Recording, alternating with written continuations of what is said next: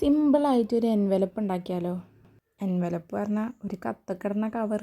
ഒരു A4 എടുക്കുക. നിങ്ങളെ കയ്യിലുള്ള മാർക്കറോ സ്കെച്ചോ ഇതേപോലത്തെ ഹൈലൈറ്ററോ വെച്ച് ഇതുപോലൊക്കെ ഒന്ന് വരച്ചു കൊടുക്കുക. ഇനി അതിൻ്റെ മുകളിൽ കുറച്ചുകൂടി ഡിസൈന് വേണമെന്നുണ്ടെങ്കിൽ ഇതുപോലൊക്കെ ഒന്ന് വരച്ചു കൊടുക്കുക. ഞാൻ അപ്പം ചെറിയൊരു വത്തക്കയാണ് പ്ലാൻ ചെയ്തത്. പേപ്പറിൻ്റെ അവിടെ ഇവിടെയൊക്കെ ആയിട്ട് കുറേ വത്തക്ക വരച്ചു കൊടുക്കുക.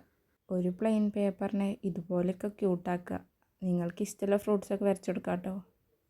ഫ്രൂട്ട്സ് അല്ല, ഇനി വേറെ ഡിസൈൻസും ആണെങ്കിൽ പരീക്ഷിക്കാം.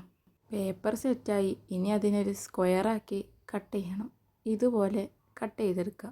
ഇനി കുറച്ച് ഫോൾഡ് ചെയ്യലാണ്. ഇതിൽ കാണുന്ന പോലെ അങ്ങോട്ടും ഇങ്ങോട്ടൊക്കെ ആയി ഫോൾഡ് ചെയ്യുക. 4 സ്ക്വയർ വരുന്ന രീതിയിൽ ഇതുപോലെ ഒന്ന് ഫോൾഡ് ചെയ്ത് കൊടുക്കുക. ലെറ്ററൊക്കെ എഴുതി പ്ലെയിൻ കവർ കൊടുക്കണേക്കാട്ടിലും നല്ലത് ഇതുപോലെ കുറച്ച് ക്യൂട്ട് പിടിക്കുക. പേപ്പറിൻ്റെ 2 കോർണർ ഉള്ളിലേക്കാക്കി ഇതുപോലെ ഈ കാണുന്ന പോലെ ഒന്ന് മടക്കി കൊടുക്കുക. ഇനിയില്ല 2 കോണിൽ ഒരു കോൺ എടുക്കുക, ഉള്ളിലേക്ക് കയറ്റി ഫോൾഡ് ചെയ്യുക. ഇനി അതിൻ്റെ തുമ്പ് ഒന്നുകൂടി ഫോൾഡ് ചെയ്ത് പശ തേച്ച് ഒട്ടിച്ചു കൊടുക്കുക. ഫോണും ഇൻ്റർനെറ്റും ഇല്ല ഈ കാലത്ത് നമ്മളൊക്കെ ഫ്രണ്ട്സിന് മെസ്സേജ് അയക്കുക ചെയ്യുക. ഇനി ഒരു ചേഞ്ച് ആവട്ടെ. ലെറ്ററൊക്കെ എഴുതി ഇതുപോലെ ക്യൂട്ട് എംവലപ്പിലൊക്കെ ആക്കി ഒന്ന് സെൻഡ് ചെയ്ത് നോക്ക്.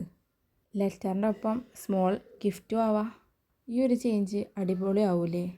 വീഡിയോയിൽ കണ്ട മാതിരി ഇതുപോലൊക്കെ ഒന്ന് സെറ്റാക്കി നിങ്ങളൊന്ന് അയച്ചു കൊടുത്ത് നോക്ക്, ഇഷ്ടപ്പെടും.